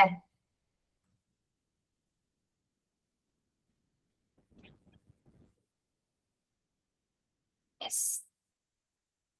അപ്പൊ അതിൽ ഹൃദയസ്പന്ദനം കുറഞ്ഞാൽ ഒരു പ്രശ്നം ഉണ്ടാവില്ല ആണോ പിള്ളേരെ? ലോ ഹാർട്ട് റേറ്റ് ആയി കഴിഞ്ഞാൽ ഒരു പ്രശ്നം ഉണ്ടാവില്ല പേഷ്യൻസിന്?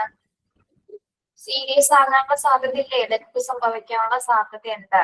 Okay, yes. അപ്പൊ ഇവിടെ റെസിപ്പിറേഷൻ നോക്കും. നെക്സ്റ്റ് എന്താ നോക്കുന്നത്? ഇതൊക്കെ സ്റ്റാർട്ടിന്റെ പ്രക്രിയയുടെ ഭാഗമായിട്ട് ചെയ്യുന്നതാണ്. അപ്പൊ നമ്മളന്ന് ഇവരെ സോർട്ട് ഔട്ട് ചെയ്തു, വെർബൽ ഇൻസ്ട്രക്ഷൻസ് കൊടുത്ത് ആംബുലേറ്ററി പേഷ്യൻസ് എന്ന് നോൺ ആംബുലേറ്ററി പേഷ്യൻസ് എന്ന രീതിയിൽ കാറ്റഗറൈസ് ചെയ്തു. റെസിപ്പിറേഷൻ നോക്കി.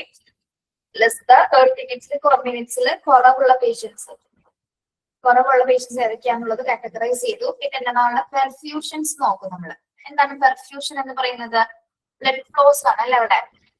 ഫസ്റ്റ് പെർഫ്യൂഷന്റെ ഭാഗമായിട്ട് നമ്മൾ ഫസ്റ്റ് നോക്കുന്നത് റേഡിയൽ പൾസ്. ആളുടെ പൾസ് പ്രസന്റ് ആണോ അല്ലയോ എന്ന് ആദ്യം ചെക്ക് ചെയ്യും. ഓക്കെ, ഇതിന്റെ ഭാഗമായിട്ട് ഇതൊക്കെ ഒരുമിച്ച് ഒരേ സമയം നടക്കുന്ന പ്രക്രിയകളാണല്ലോ. ഒന്നിനൊന്നിനും പെട്ടെന്നുള്ള അല്ലെങ്കിൽ ഒരുപാട് ഡിലേ എടുത്തിട്ടല്ല ഇതൊന്നും നടക്കുന്നത്. നമ്മള് ചെല്ലുന്ന സമയത്ത് തന്നെ എന്താണ് ഇൻസ്ട്രക്ഷൻസ് കൊടുത്തിട്ട് പെട്ടെന്ന് നടക്കുന്ന പ്രക്രിയകളാണെന്നെല്ലാം തന്നെ. പൾസ് ഉണ്ടോ എന്ന് നോക്കും, ഉണ്ടോ ഇല്ലയെന്ന് ആദ്യം ചെക്ക് ചെയ്യും. അതിനുശേഷം എന്താണ് കാപ്പിലറി റീഫിൽ ടെസ്റ്റ് ചെയ്യും, അല്ലെങ്കിൽ ബ്ലാഞ്ച് ടെസ്റ്റ് എന്ന് പറയും. നമ്മൾ കണ്ടിട്ടുണ്ടോ നമ്മുടെ നെയില് ഡോക്ടേഴ്സ് ഇങ്ങനെ നമ്മുടെ നെയിൽ ബെഡ് എന്ന് പറഞ്ഞാൽ ഈ ഒരു ഭാഗമാണ് കണ്ടോ, നമ്മുടെ നാക്ക് വരിക്കുന്ന ഭാഗത്ത് ഒരു 2 സെക്കൻഡ്സ് ഇങ്ങനെ അമർത്തി പിടിക്കും, പ്രസ് ചെയ്ത് പിടിക്കും. കാണുന്നുണ്ടോ നിങ്ങൾ ഞാൻ കാണിക്കുന്നത്?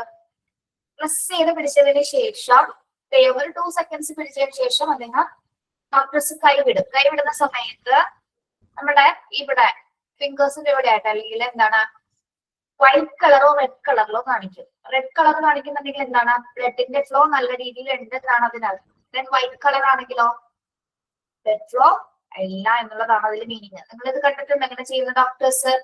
കാഷ്വാലിറ്റിയിലേക്ക് പോകുമ്പോൾ നോർമൽ കേസസ് ആണെങ്കിൽ ജസ്റ്റ് എടുത്ത് പിടിച്ച് നോക്കാറുണ്ട് നെയിൽ ബെഡില്. നമ്മുടെ ഇൻവെർട്ടർ ഉദ്ദേശിക്കുന്നത് നമ്മുടെ ഈ നഖത്തിന്റെ ഒരു ഭാഗത്ത് 2 സെക്കൻഡ് ഇങ്ങനെ പിടിച്ചമർത്തി വെക്കുന്ന സമയത്ത് കുറച്ച് സമയം വിട്ട് കഴിയുമ്പോൾ നിങ്ങളൊന്ന് നിങ്ങളുടെ കയ്യിൽ പിടിച്ച് ഞെക്കി വെക്കേ. നിങ്ങളുടെ വിരലുകളൊന്ന് പിടിച്ചിട്ട് ഒരു വിരലിൽ പിടിച്ചിട്ടൊന്ന് അമർത്തി നോക്കിയേ. എന്ത് കളറാണ്? റെഡ് ആണോ വൈറ്റ് ആണോ? ജീവൻ എന്താ നോക്കിയേ? ജീവൻ എന്താ? കുഴപ്പമില്ല. യെസ്, ഉണ്ട് ഉണ്ട് ഉണ്ട്. അപ്പൊ പ്രശ്നമില്ല. ഓക്കെ, റെഡ് കളർ ആണെങ്കിൽ എന്താണ്? അവിടെ ബ്ലഡിന്റെ ഫ്ലോ നല്ല രീതിയിൽ ഉണ്ടെന്നാണ് അല്ലെ. അപ്പൊ ഇവിടെ ബ്ലാഞ്ച് ടെസ്റ്റ് എന്ന് പറയുന്നത് എന്താണ്? ബ്ലഡ് ഫ്ലോ ഇവാലുവേറ്റ് ചെയ്യുന്ന ഒരു ടെസ്റ്റ് ആണ്. ബ്ലഡിന്റെ ഫ്ലോ, അതായത് രക്തസംക്രമണം നല്ല രീതിയിൽ, സർക്കുലേഷൻസ് നല്ല രീതിയിൽ ഉണ്ടോ എന്നുള്ളത് കൃത്യമായിട്ട് നമ്മൾ ചെക്ക് ചെയ്യുന്ന ഒരു പ്രോസസ് ആണ് എന്ത്? ബ്ലാഞ്ച് ടെസ്റ്റ് എന്ന് പറയുന്നത് കേട്ടോ, അല്ലെങ്കിൽ കാപ്പിലറി റീഫിൽ ടെസ്റ്റ് എന്ന് പറയുന്നത്. ഓക്കെ, അഥവാ പെർഫ്യൂഷൻ എന്ന് തന്നെ പറയുന്നത് എന്താണ്? നമ്മുടെ ബ്ലഡിന്റെ ഫ്ലോസ് നമ്മൾ നോക്കുകയാണ് അല്ലെ. രക്തചംക്രമണ വ്യവസ്ഥ കൃത്യമായിട്ട് നടക്കുന്നുണ്ടോ എന്നുള്ള പ്രോസസ് തന്നെയാണ് പെർഫ്യൂഷൻസ് എന്ന് പറയുന്നത്. ഓക്കെ, അതായത് എല്ലാ ഓർഗൻസിലേക്ക് കൃത്യമായിട്ട് ബ്ലഡ് കൃത്യമായിട്ട് പമ്പ് ചെയ്യുന്നുണ്ടോന്നൊക്കെ അറിയണമെങ്കിൽ നമ്മൾ എന്താണ് കൃത്യമായിട്ട് പൾസ് ഉണ്ടോ നോക്കണം. ബ്ലഡിന്റെ ഫ്ലോസ് കൃത്യമായിട്ടുണ്ടോ എന്ന് അറിഞ്ഞു കഴിഞ്ഞാൽ തന്നെ ആൾക്ക് വലിയ പ്രശ്നമില്ലാന്ന് നമുക്ക് അറിയാൻ സാധിക്കും. പിന്നെ ഇത് മാത്രം നമുക്ക് നോക്കിയാൽ മതിയോ? നമ്മൾ നേരത്തെ പറഞ്ഞ കാര്യങ്ങൾ ഒന്നുകൂടി ഇവിടെ ചെക്ക് ചെയ്യണം അല്ലെ. പേഷ്യന്റിന്റെ മെന്റൽ സ്റ്റാറ്റസ് നമ്മൾ മെഷർ ചെയ്യണം. മെന്റൽ സ്റ്റാറ്റസ് എന്ന് പറയുമ്പോൾ ഡോക്ടേഴ്സ് കുറച്ച് കമാൻഡ്സ് കൊടുക്കും അല്ലെ. ഇപ്പൊ നമ്മൾ നേരത്തെ പറഞ്ഞ പോലെ എന്താണ് ട്രീറ്റ്മെന്റിന്റെ ഭാഗമായിട്ട് നിങ്ങളൊന്ന് കാലുകൾ ഉയർത്താമോ, ഒന്ന് ചരിഞ്ഞ് കിടക്കാമോ, കണ്ണുകൾ തുറക്കാമോ, ഡോക്ടർ പറയുന്നത് കേൾക്കാമോ, എവിടെയാണ് നിങ്ങളുള്ളത്, പേരൊന്ന് പറയാമോ, അങ്ങനെയൊക്കെ ചോദിക്കാറില്ല ഡോക്ടേഴ്സ്. അതിന് വേണ്ടിയിട്ട് ആളുടെ മെന്റൽ സ്റ്റാറ്റസ് നോക്കണം. ആള് കോൺഷ്യസ് ആണോ അല്ലെങ്കിൽ അബ്നോർമൽ ആയിട്ട് എന്തെങ്കിലും കാണിക്കുന്നുണ്ടോ എന്നൊക്കെ അറിയാൻ വേണ്ടിയിട്ടാണ് നമ്മളിത് നോക്കുന്നത്. Okay, yes. ഇത്തരം കാര്യങ്ങൾ കഴിഞ്ഞിട്ട് എന്ത് ചെയ്യുന്നു? സ്റ്റാർട്ടിന്റെ പ്രക്രിയ ആരംഭിക്കും. ഒന്നുകൂടി പറയാം. ഫസ്റ്റ് സ്റ്റെപ്പ് എന്ന് പറയുന്നത് സോർട്ട് ഔട്ട് ചെയ്ത് വെർബൽ ഇൻസ്ട്രക്ഷൻസ് കൊടുത്ത് 2 ടൈപ്പ് ഓഫ് പേഷ്യൻസ് ആയിട്ട് കാറ്റഗറൈസ് ചെയ്യും. ആംബുലേറ്ററി പേഷ്യൻസ് എന്നും നോൺ ആംബുലേറ്ററി പേഷ്യൻസ് എന്നും കാറ്റഗറൈസ് ചെയ്യുന്നു. ദെൻ റെസ്പിറേഷൻ നോക്കുന്നു. റെസ്പിറേഷൻ നോക്കുന്നത് ഫസ്റ്റ് എങ്ങനെയാണ്? നമ്മുടെ ശ്വസനം 30 മിനിറ്റ്സിൽ താഴെയുള്ള പേഷ്യൻസ്. ദെൻ പെർഫ്യൂഷൻ നോക്കും. റേഡിയൽ പൾസ് പ്രസന്റ് ആണോ എന്ന് നോക്കും. ബ്ലഡ് ടെസ്റ്റ് ചെയ്ത് നോക്കിയിട്ട് ബ്ലഡിന്റെ ഫ്ലോ ഇവാലുവേറ്റ് ചെയ്യും. പേഷ്യൻസിന്റെ മെന്റൽ സ്റ്റാറ്റസ് നമ്മൾ ആദ്യം മെഷർ ചെയ്യും. ഓക്കെ, ദെൻ ഈ പ്രക്രിയ അടുത്തത് സ്റ്റാർട്ട് ചെയ്യാൻ പോകുന്നത് ഇത്തരം കാര്യങ്ങൾ ചെക്ക് ചെയ്തതിനു ശേഷം എന്ത് ചെയ്യും? ഇവിടെ വരെ ഓക്കെ ആണോ? ബി വരെ ഓക്കെ ആണോ? യെസ്. ഈ ബി എന്ന് പറയുന്നത് പെർഫ്യൂഷന്റെ ഭാഗമുള്ള ബി ആണ് കേട്ടോ. എ ബി കണ്ടോ? റേഡിയൽ പൾസും കാപ്പിലറി റീഫിലും പെർഫ്യൂഷനിൽ വരുന്നതാണ് കേട്ടോ.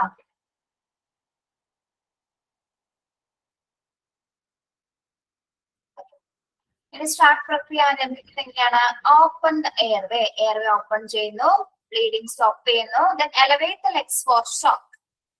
ഫസ്റ്റ് രണ്ടും അറിയാൻ പറ്റും അല്ലെ. എയർവേ ഓപ്പൺ ചെയ്യാൻ നമ്മൾ സ്റ്റാർട്ട് പ്രക്രിയ ആരംഭിക്കുന്നത് എയർവേ ഓപ്പൺ ചെയ്യും. മറ്റു പറഞ്ഞ നിർദ്ദേശങ്ങളൊക്കെ കഴിഞ്ഞതിന് ശേഷം എയർവേ ഓപ്പൺ ചെയ്യും. അതിനുശേഷം എന്താണ്? ബ്ലീഡിംഗ് സ്റ്റോപ്പ് ചെയ്യും. നെക്സ്റ്റ് എന്താണ്? Elevate the legs for shock. എന്തായിരിക്കും elevate the legs for shock എന്ന് പറയുന്നത്? നമ്മുടെ ഈ രക്തയോട്ടം വർദ്ധിപ്പിക്കാൻ വേണ്ടി നമ്മൾ ഡോക്ടേഴ്സ് ചില കാര്യങ്ങൾ ചെയ്തു കണ്ടിട്ടില്ലേ? നമ്മുടെ കൈകാലുകളൊക്കെ പിടിച്ചുയർത്താറുണ്ട് ചില സമയത്ത്. അങ്ങനെ ഉണ്ടാവും. രക്തം കട്ട പിടിക്കാതിരിക്കാൻ വേണ്ടിയിട്ട് കാലുകൾ മടക്കും, കൈകൾ ഉയർത്താറുണ്ട്. അത് എന്തിനു വേണ്ടിയാണ് അങ്ങനെ ചെയ്യുന്നത്? Elevate the legs for shock എന്ന് ഉദ്ദേശിക്കുന്നത് അതായത് അല്ലെങ്കിൽ ഏതെങ്കിലും ഒരു അവയവത്തിലേക്ക് അല്ലെങ്കിൽ എന്താണ് അവയവങ്ങൾ പ്രവർത്തിക്കാതിരിക്കാനുള്ള സിറ്റുവേഷൻ ഉണ്ടാവാനുള്ള സാധ്യത. നമ്മുടെ ബ്ലഡ് സർക്കുലേഷൻ നോർമലായിട്ട് നടക്കുന്നില്ല എങ്കിൽ എന്ത് പറ്റും? ഏതെങ്കിലും ഒരു അവയവത്തിലേക്കുള്ള ആ ഒരു ബ്ലഡ് സർക്കുലേഷന്റെ ഭാഗം സ്റ്റോപ്പ് ആവാനുള്ള സാധ്യതയുണ്ട്. ചിലപ്പോൾ ഒരു ഭാഗം തന്നെ ചിലപ്പോൾ തളർന്നു പോകാനുള്ള സിറ്റുവേഷൻ ആയിരിക്കും ഇത്തരം എമർജൻസി കണ്ടീഷൻസിൽ കേട്ടോ. അപ്പൊ എന്ത് ചെയ്യും? അപ്പൊ രക്തയോട്ടം വർദ്ധിപ്പിക്കുന്നതിന് വേണ്ടിയിട്ടാണ് കൈകാലുകൾ ഉയർത്തുന്നത് കേട്ടോ. അങ്ങനെ 2-3 പ്രാവശ്യം ചിലപ്പോൾ ഡോക്ടേഴ്സ് ഇങ്ങനെ ചെയ്യും. നമ്മൾ വീഡിയോസ് കാണുമ്പോൾ നമ്മൾ പലതൊന്നും ശ്രദ്ധിക്കാറില്ല. അങ്ങനെ ചെയ്യുന്നുണ്ട് കേട്ടോ. കാലുകൾ ഉയർത്തുന്നത് രക്തയോട്ടം ബ്ലഡ് സർക്കുലേഷൻ ഈസി ആക്കുന്നതിന് വേണ്ടിയിട്ടാണ് അങ്ങനെ കാലുകളൊക്കെ ഉയർത്തുന്നത്. Okay, yes. ഇവിടെ വരെ പറഞ്ഞ കാര്യങ്ങൾ മനസ്സിലായോ?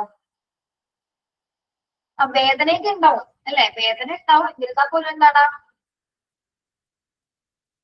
അത് ഉയർത്താതിരിക്കാൻ നിവൃത്തിയില്ല. നമ്മളെ വേദന വരുന്നതിനനുസരിച്ച് ഓൾറെഡി ചിലപ്പോൾ വേദന വരാൻ കാരണം എന്താണ്? ബ്ലഡ് അവിടെ കോട്ടായിക്കൊണ്ടിരിക്കുകയായിരിക്കും അല്ലെ. അതുകൊണ്ടും ആ ഒരു പെയിൻ വരാനുള്ള സാധ്യതയുണ്ട് അല്ലെ. Yes, okay.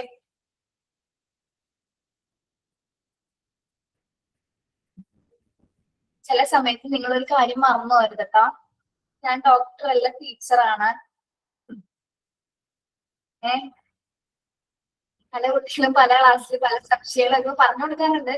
ഡോക്ടറോട് ചോദിക്കാനൊക്കെ ചോദിച്ചു കഴിഞ്ഞാല് ടീച്ചർ എന്ത് പറയും? അറിയാവുന്നൊക്കെ പറഞ്ഞു ഞങ്ങൾ പഠിച്ച കാര്യങ്ങൾ പഠിപ്പിച്ചു തരും. പക്ഷെ അതിൽ കൂടുതലൊക്കെ ചോദിച്ചാൽ നമ്മൾ MBBS നിർത്തിട്ടില്ലായിരുന്നു. ഓക്കെ, എങ്കിലും നമുക്ക് ബേസിക് ആയിട്ട് കുറച്ച് കാര്യങ്ങൾ അറിയാം അല്ലെ. ഇതിലൂടെ വേറൊരു കുട്ടി എന്നോട് ഓപ്പറേഷൻ തിയേറ്ററിൽ ഒരു കാര്യം ചോദിച്ചിട്ടുണ്ട്. പറഞ്ഞു കൊടുത്തിട്ടുണ്ട്, ഇങ്ങനെയൊക്കെ പഠിപ്പിച്ചു കൊടുക്കണമല്ലോ. ഞാൻ സർജറി ചെയ്ത പോലെ എനിക്ക് തോന്നി ലാസ്റ്റ് പറഞ്ഞു വന്നപ്പോ. പിന്നെ ഏത് സാഹചര്യത്തിലും നമുക്ക് പറയാൻ പറ്റുന്നുണ്ടോ വേണ്ടേ, അങ്ങനെ പറഞ്ഞു പോയതാ. പക്ഷെ ആളെ എന്തോ നടക്കാൻ വേണ്ടി ചോദിച്ചതാ, അതെനിക്ക് മനസ്സിലായി. പക്ഷെ വിട്ടുകൊടുത്തില്ല, പറഞ്ഞു. ദേവഭാഗ്യത്തിനപ്പം എന്തൊക്കെയോ തോന്നി, എന്തൊക്കെ പറഞ്ഞു കൊടുത്തു. പക്ഷെ കറക്റ്റ് ആയിരുന്നു, കുഴപ്പമൊന്നും ഉണ്ടായില്ല. ഓക്കെ,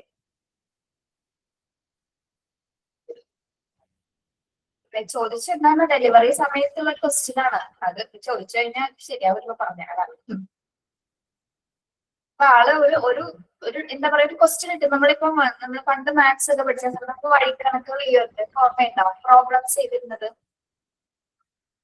ഇപ്പൊ ഒരാൾക്ക് അവരുടെ കയ്യിൽ 10 മാങ്ങയുണ്ട്, അവൻ രാജുവിന് 5 കൊടുത്തു, ബാക്കി എത്ര ഉണ്ടെന്നൊക്കെ പറഞ്ഞ ക്വസ്റ്റ്യൻസ് ഒക്കെ അങ്ങനെ നമ്മൾ പഠിച്ചിട്ടില്ലേ പണ്ട്. അതേപോലെ ഒരു ചോദ്യമാണ് ആൾക്ക് എനിക്ക് തന്നത്. ഒരു ഡെലിവറി നടക്കുന്ന സമയത്ത് ടീച്ചറെ അങ്ങനെ ഒരു സിറ്റുവേഷൻ വന്നാൽ നമ്മൾ എന്ത് ചെയ്യും? അതെന്നോട് ചോദിക്കാൻ പാടുള്ള ആള്. പക്ഷെ ഞാൻ പറഞ്ഞു കൊടുത്തതോ സിറ്റുവേഷൻ അത് കുറച്ച് കാര്യങ്ങൾ ഇങ്ങനെ ഡെവലപ്പ് ചെയ്ത് പറഞ്ഞു തന്നത്, എന്നിട്ടാണ് പറഞ്ഞു തന്നത്. അങ്ങനത്തെ ക്വസ്റ്റ്യനാ. അങ്ങനെയൊക്കെ ചോദിക്കുന്നത് ചില കുട്ടികള് അങ്ങനെയൊക്കെ ടീച്ചേഴ്സിനോടൊരു ഇതില്ലാതൊക്കെ ചോദിച്ച വേറെ.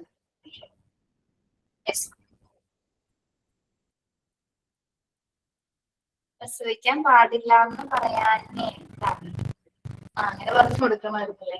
ഇവരൊക്കെ പെൺകുട്ടിയാണ് ചോദിച്ചത്, ഭയങ്കര ബുദ്ധിജീവിയാണ്. ഒരുപാട് പഠിച്ച് ഒരുപാട് ബുദ്ധി കൂടി കഴിഞ്ഞപ്പോ ഒരുപാട് സംശയങ്ങളായി തുടങ്ങി ആൾക്കാർ. ഈ നമ്മുടെ ഈ ഹോസ്പിറ്റൽ അഡ്മിനിസ്ട്രേഷൻ മാത്രമല്ല കുട്ടി പഠിച്ചിരിക്കുന്നത്, വേറെ എന്തൊക്കെയോ PG എടുത്തിട്ടുണ്ട്, ഡോക്ടറേറ്റ് വരെ കിട്ടിയിട്ടുണ്ടെന്ന് തോന്നുന്നു, അങ്ങനെയൊക്കെ പറയുന്നുണ്ട്. അപ്പോഴും അങ്ങനെ പഠിക്കുന്നവർക്ക് ചിലപ്പോ ഈ ബുദ്ധിജീവികൾക്ക് ഒരുപാട് സംശയങ്ങൾ കൂടും. അത് ഈ പാവപ്പെട്ട ടീച്ചർമാരോടൊക്കെ ചോദിച്ചു കഴിഞ്ഞാൽ നമ്മൾ കഷ്ടപ്പെട്ടു, ബുദ്ധി കൂടി വട്ടായതാണ്. പിന്നെ ഞാൻ എന്നെ സൈക്കോളജിക്കൽ ടെക്നിക്സ് വെച്ച് പറഞ്ഞു കൊടുത്തു. എന്നിട്ടും സംശയമൊന്നും തീർന്നില്ല, അത് പോയി. പറഞ്ഞു വിട്ടു. നമ്മളെ കോൺവൊക്കേഷനൊക്കെ നടത്തി ഞാൻ നേരിട്ട് കണ്ട് വായൊക്കെ പറഞ്ഞ് വിട്ടോളെ. ഇപ്പൊ നമ്മൾ പഠിച്ച സ്റ്റാർട്ടിന്റെ ഒരു പ്രോസസ്സാണ് ഇവിടെ ഫ്ലോ ചാർട്ടിൽ കൊടുത്തിട്ടുണ്ടാവും.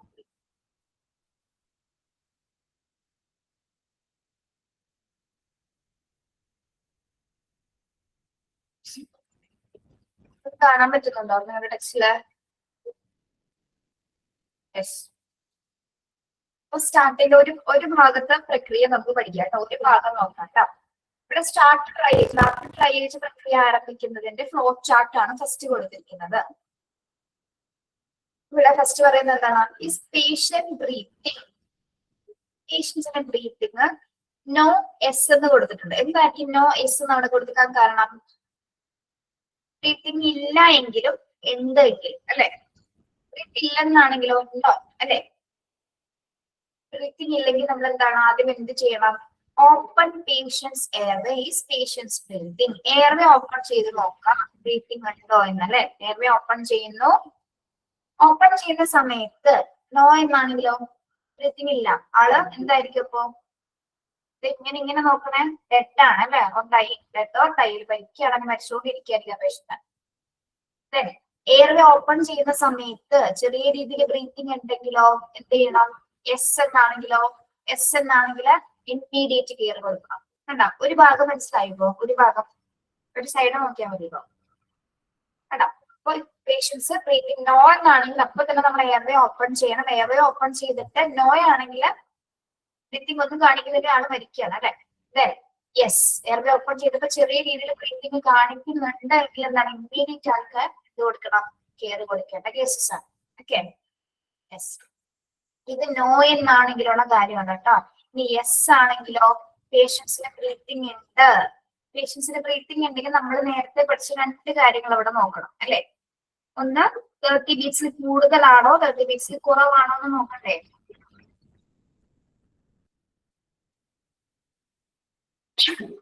ഹാർട്ട് ബീറ്റ്സ്, ഹൃദയസ്പന്ദനം 30 ബീറ്റ്സിന് മുകളിലാണോ 30 ബീറ്റ്സിന് താഴെയാണോ എന്ന് ആദ്യം നോക്കണം. ഓക്കെ, ഇവിടെ ആദ്യം കൊടുത്തിരിക്കുന്നത് എന്താണ്? പേഷ്യൻസിന്റെ ബ്രീത്തിങ് ഉണ്ട്. യെസ് എന്നാണെങ്കിൽ നേരെ താഴെ ഇവിടെ ലെഫ്റ്റ് സൈഡിൽ കൊടുത്തിരിക്കുന്നത് നോക്കൂ. എന്താണ്? ലെസ് ദാൻ ആണോ ഗ്രേറ്റർ ദാൻ ആണോ? ലെസ് ദാൻ ആണോ? നോക്കി, സിമ്പിൾ നോക്കി. Less or greater? Greater than. ഉറപ്പാണോ? എല്ലാവരും നോക്കിയൊന്ന്. ഓക്കെ, ഗ്രേറ്റർ ദാൻ ഉദ്ദേശിക്കുന്നത് എന്താണ്? 30 ബീറ്റ്സില് കൂടുതലുള്ളവരാണെങ്കിൽ എന്തായിരിക്കും? ഇമ്മീഡിയറ്റ് കെയർ ആണോ കൊടുക്കേണ്ടത്? ഹാർട്ട് ബീറ്റ്സ് 30 ബീറ്റ്സിൽ കൂടുതലുണ്ടെന്ന് ഇമ്മീഡിയറ്റ് കെയർ കൊടുക്കണം. എന്തുകൊണ്ടാണ്? ഹാർട്ട് ബീറ്റ്സ് കൂടുതലായിട്ട് നിന്നാലും പ്രശ്നമല്ലേ? 30 ബീറ്റ്സ് എന്ന് പറയുമ്പോൾ ആവറേജിന് മുകളിലേക്ക് ഓവർ ബ്രെത്ത് കൂടിയിട്ടുണ്ടായിരിക്കാം. അത്തരം സിറ്റുവേഷൻസ്, അതായത് നമ്മുടെ ഹൃദയസ്പന്ദനം കൂടിക്കഴിഞ്ഞാലും ബുദ്ധിമുട്ടാണ്, ഏറ്റവും കുറഞ്ഞു പോയാലും ബുദ്ധിമുട്ടാണ്. ഒരു നോർമൽ ആ പീരീഡിനുള്ളിൽ തന്നെ നിൽക്കണം. കൂടിയാലും കുറഞ്ഞാലും പ്രശ്നമാണ്. കൂടിക്കഴിഞ്ഞാൽ നമുക്ക് നോർമൽ രീതിയിൽ ശ്വാസം എടുക്കാൻ പറ്റും. കൂടിക്കഴിഞ്ഞാല് നിങ്ങൾ ആലോചിക്കുന്നു ഭയങ്കരമായിട്ട് ഹാർട്ട് ബീറ്റ് വേണ്ട. ഇപ്പൊ കാണിക്കുന്ന ഡെമോൺസ്ട്രേഷൻ വേണ്ട. കുറഞ്ഞു കഴിഞ്ഞാൽ നേരെ ഇങ്ങോട്ടായിരിക്കും പോകുന്നത്. ഹാർട്ട് ബീറ്റ് ഇല്ലെങ്കിൽ നേരെ ഏത് അവസ്ഥയിലോട്ട് പോകും? മെച്ചു. അത്രേ ഉള്ളൂ അല്ലെ? കുറഞ്ഞു പറഞ്ഞാണ് മെച്ചു. നമ്മുടെ ഓപ്പറേഷൻ തിയേറ്റേഴ്സിൽ ആ മോണിറ്റർ കണ്ടിട്ടില്ലേ? പേഷ്യൻസിനെ ലിങ്ക് ചെയ്തിരിക്കുന്ന മോണിറ്ററിൽ ആ ലാസ്റ്റ് നമ്മൾ സിനിമയിൽ കാണാറില്ലേ? ആ ഒരു വരാം ഇങ്ങനെ പോയതിനു ശേഷം എന്ത് ചെയ്തു? ലാസ്റ്റ് ആവുമ്പോ അത് എങ്ങനെയാവും? നേരെ ലൈൻ മാത്രമായിട്ട്. ലൈൻ ആവുന്ന എന്താണ്? പേഷ്യൻസ് മരിച്ചിട്ടുണ്ടാവും അല്ലെ? ഹാർട്ട് ബീറ്റ്സ് മുഴുവനായിട്ട് നിലച്ചു. നേരെ വരുന്ന സമയത്ത് പേഷ്യൻസ് മരിച്ചു എന്നുള്ളതാണ് നമ്മൾ മനസ്സിലാക്കുന്നത്. ഹാർട്ട് ബീറ്റ് പൂർണ്ണമായും നിൽക്കും. ഒരു ഗ്രാഫ് പോലെ ഒരു ലൈൻ വരും. ആദ്യം തന്നെ എനിക്ക് ഇങ്ങനെ വേവ്സ് പോലെ എനിക്ക് വരുന്നത്. ഹാർട്ട് ബീറ്റ് ഉള്ളതുകൊണ്ട് വേവ്സ് വരും.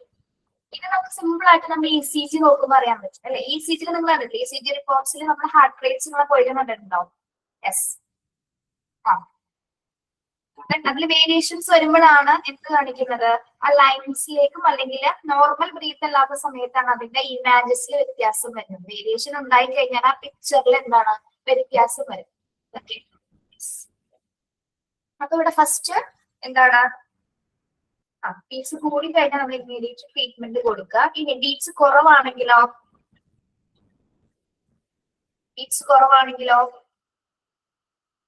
റേഡിയൽ പൾസ് ആദ്യം നോക്കാം. ബീറ്റ്സ് കുറവാണ് കാണിക്കുന്നത് നമ്മൾ ആദ്യം തന്നെ എന്ത് ചെയ്യണം? പൾസ് നോക്കണം അല്ലെ? പൾസ് നോക്കാറില്ല നമുക്ക്. എവിടെ ഏത് വെയിനിലാണ് നമ്മൾ പൾസ് നോക്കുന്നത്? നമ്മുടെ കയ്യില് 3 വെയിൻസ് ഉണ്ട്. അതായത് പ്രസന്റില് കാണുന്ന 3 വെയിൻസ് ഉണ്ട്. ഇതിൽ ഏത് വെയിനിൽ തൊട്ടാലാണ് നമുക്ക് പൾസ് റേറ്റ് അറിയാൻ പറ്റുന്നത്? ഏത് വെയിനാണ്? തൊട്ട് നോക്കി പൾസ് ഉണ്ടോന്ന്. ഇഷ്ടംപോലെ വെയിൻസ് ഉണ്ട്. പക്ഷെ നമുക്ക് പൾസ് നോക്കുന്നതിന് മുമ്പായിട്ട് നമുക്ക് വിസിബിൾ ആയിട്ട് നിൽക്കുന്ന 3 വെയിൻസ് ഉണ്ട്. അതിൽ ഏതായിരിക്കും? ഏതിൽ തൊട്ടാലാണ് നമുക്ക് പൾസ് റേറ്റ് അറിയാൻ പറ്റുന്നത്? സെന്ററിലാണോ പുറപ്പുറം നിൽക്കുന്ന വെയിൻസ് ആണോ?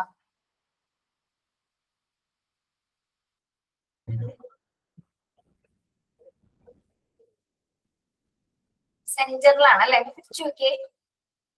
കേൾക്കാറുണ്ടോ? പിടിച്ചു നോക്കിയമ്മ. ഹാർട്ട് ബീറ്റ് ഒക്കെ ഉണ്ടോന്ന്? അല്ല, പൾസ് റേറ്റ് ഉണ്ടോ നോക്കി. ഹാർട്ട് ബീറ്റ് അല്ല, പൾസ് റേറ്റ്. Yes, okay. അപ്പൊ നമ്മളെ റേഡിയൽ പൾസ് കുറവാണെങ്കിൽ ഹാർട്ട് ബീറ്റ്സ് 30 ബീറ്റ്സിൽ കുറവാണെങ്കിൽ പേഷ്യന്റിന്റെ റേഡിയൽ പൾസ് നോക്കും. പൾസ് നോക്കിയ ശേഷം പൾസ് ഇല്ലെന്നാണെങ്കിൽ, പൾസ് ഇല്ല നോ എന്നാണെങ്കിലോ, ബ്ലീഡിംഗ് ഉള്ള പേഷ്യന്റ് ആണെങ്കിൽ ഉടനടി തന്നെ നമ്മൾ എന്ത് ചെയ്യും? ബ്ലീഡിംഗ് കൺട്രോൾ ചെയ്യും. ഇമ്മീഡിയറ്റ് ആയിട്ട് കെയർ കൊടുക്കും. Okay, yes. ഇനി പൾസ് നോക്കിയപ്പോ പൾസ് ഉണ്ട്, റേഡിയൽ പൾസ് പ്രസന്റ് ആണെങ്കിൽ യെസ് എന്നാണെങ്കിലോ, യെസ് പൾസ് പ്രസന്റ് ആണ്. എന്ത് ചെയ്യും? First of all assess mental status and can patient follow commands. എന്താണ്? പൾസ് ഉണ്ടെങ്കിൽ യെസ് എന്നാണെങ്കിൽ പേഷ്യൻസിന്റെ മെന്റൽ സ്റ്റാറ്റസ് നമ്മൾ മെഷർ ചെയ്യും. അതായത് ഡോക്ടർ പറയുന്ന കമാൻഡിന് ആള് റെസ്പോണ്ട് ചെയ്യുന്നുണ്ടോ എന്നുള്ള രീതിയിൽ നമ്മൾ ആദ്യം കമാൻഡ് കൊടുക്കും. കമാൻഡ് കൊടുക്കുന്ന സമയത്ത് കമാൻഡുകൾക്ക് അയാൾ റെസ്പോണ്ട് ചെയ്യുന്നില്ല, നോ എന്നാണെങ്കിലോ ഇമ്മീഡിയറ്റ് കെയർ കൊടുക്കണം. നോ എന്നാണ് കമാൻഡ്. ഡോക്ടർ പറയുന്ന നിർദ്ദേശങ്ങൾക്ക് ആൾ റെസ്പോണ്ട് ചെയ്യുന്നില്ല എങ്കിൽ ഇമ്മീഡിയറ്റ് കെയർ കൊടുക്കുക. കമാൻഡുകൾക്ക് റെസ്പോണ്ട് ചെയ്യുന്നുണ്ട് യെസ് എന്നാണെങ്കിലോ അല്പം വൈകിയാലും ട്രീറ്റ്മെന്റ്സ് കൊടുക്കാം, ഡിലേഡ് കെയർ കൊടുത്താലും മതിയാവുന്ന കേസസുകളാണ് കേട്ടോ. യെസ്, ചിലപ്പോ എന്തെങ്കിലും സ്ട്രെസ്സസ് മൂലമൊക്കെ ചിലപ്പോൾ ഹാർട്ട് ബീറ്റ്സ് വേരിയേഷൻസ് കാണിച്ചിരിക്കുന്നത്. അതിനാൽ തന്നെ എന്താണ് അങ്ങനെയുള്ള കേസസുകൾ നമുക്ക് ഡിലേഡ് ട്രീറ്റ്മെന്റ്സ് കൊടുത്താലും മതിയാവുന്ന കേസസ് ആണ് കേട്ടോ. യെസ്, ഇപ്പൊ സ്റ്റാർട്ട് ആൻഡ് ട്രയേജ് പ്രക്രിയ എന്ന് പറയുന്നത് ഇങ്ങനെയാണ്. നിങ്ങൾക്ക് കാര്യം മനസ്സിലായത്?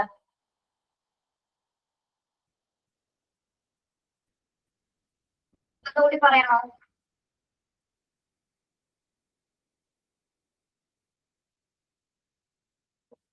നിങ്ങളൊന്ന് വായിച്ചു നോക്കിയേ, നിങ്ങളുടെ ടെക്സ്റ്റ് ഒന്ന് വായിച്ചു നോക്കിയേ. നിങ്ങൾ ടെക്സ്റ്റ് ശ്രദ്ധിക്കാൻ ഞാൻ പറയുന്നത് നോക്കാം കേട്ടോ. ഫസ്റ്റ് പേഷ്യൻസിന്റെ ബ്രീത്തിങ് നോ എന്നാണെങ്കിൽ നമ്മൾ എയർവേ ഓപ്പൺ ചെയ്യും. എയർവേ ഓപ്പൺ ചെയ്തിട്ട് ബ്രീത്തിങ് ഇല്ലെങ്കിൽ ആളെന്താണ് ഡെഡ് ആയിക്കൊണ്ടിരിക്കണം. യെസ് എന്നാണെങ്കിലോ ഇമ്മീഡിയറ്റ് ആയിട്ട് നമ്മൾ കെയർ കൊടുക്കുക. ഇനി നെക്സ്റ്റ് എന്താണ് ബ്രീത്തിങ് യെസ് ഉണ്ട്, ബ്രീത്തിങ് ഉണ്ടെന്നുണ്ടെങ്കിൽ എത്ര ബീറ്റ്സിൽ കൂടുതൽ, പക്ഷെ 30 ബീറ്റ്സിൽ കൂടുതലുള്ളത് 30 ബീറ്റ്സ് കുറവുള്ളതിന്റെ രീതിയിൽ നമ്മൾ കാറ്റഗറൈസ് ചെയ്ത് നോക്കും. 30 ബീറ്റ്സിൽ കൂടുതലാണെങ്കിൽ ഇമ്മീഡിയറ്റ് ആയിട്ട് ട്രീറ്റ്മെന്റ്സ് കൊടുക്കുന്നു. കുറവാണെങ്കിൽ ആദ്യം ഫസ്റ്റ് ചെക്ക് ചെയ്യുന്നത് എന്താണ് ബ്ലീഡിംഗ് പൾസ് പ്രസന്റ് ആണോ എന്ന് നോക്കും. പൾസ് ഇല്ല എന്നാണെങ്കിൽ എന്താണ് ബ്ലീഡിങ് എത്രയും പെട്ടെന്ന് നമ്മൾ കൺട്രോൾ ചെയ്യും, ഇമ്മീഡിയറ്റ് ആയിട്ട് കെയർ കൊടുക്കും.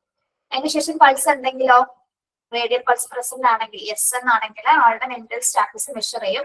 മെന്റൽ സ്റ്റാറ്റസിനോട് റെസ്പോണ്ട് ചെയ്യുന്നുണ്ടെങ്കിൽ ഡിലേഡ് കെയർ കൊടുക്കും. റെസ്പോണ്ട് ചെയ്യുന്നില്ലെങ്കിലാണെങ്കിലോ ഇമ്മീഡിയറ്റ് ആയിട്ട് കെയർ കൊടുക്കും.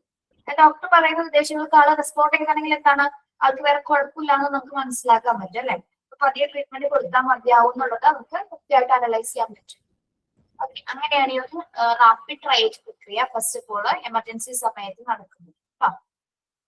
നമ്മളിത് പറഞ്ഞപ്പോ ഒരുപാട് വിശകലനം ചെയ്തു പറഞ്ഞു, പക്ഷെ ഈ ഒരു പ്രോസസ്സ് വളരെ സെക്കൻഡുകൾക്കുള്ളിലാണ് ഇതൊക്കെ നടക്കുന്നത്. ഹോസ്പിറ്റലിലെ ഡോക്ടേഴ്സും നഴ്സും സ്റ്റാഫുകളൊക്കെ എന്താണ് പെട്ടെന്ന് നടക്കുന്ന ഒരു പ്രക്രിയയാണ് കേട്ടോ. പറയുമ്പോൾ മാത്രമാണ് ഇത്ര എക്സ്പ്ലനേഷൻസ് വരുന്നുള്ളൂ.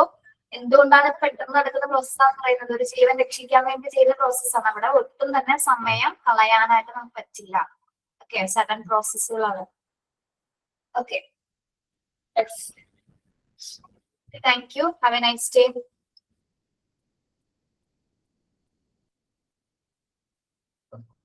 അടുത്ത ക്ലാസ് ഉണ്ടെങ്കിൽ ക്വസ്റ്റ്യൻസ് ഒക്കെ ചോദിക്കോട്ടെ. ക്വസ്റ്റ്യൻ ഒന്നും ചോദിക്കാറില്ല. Thank you, have a nice day.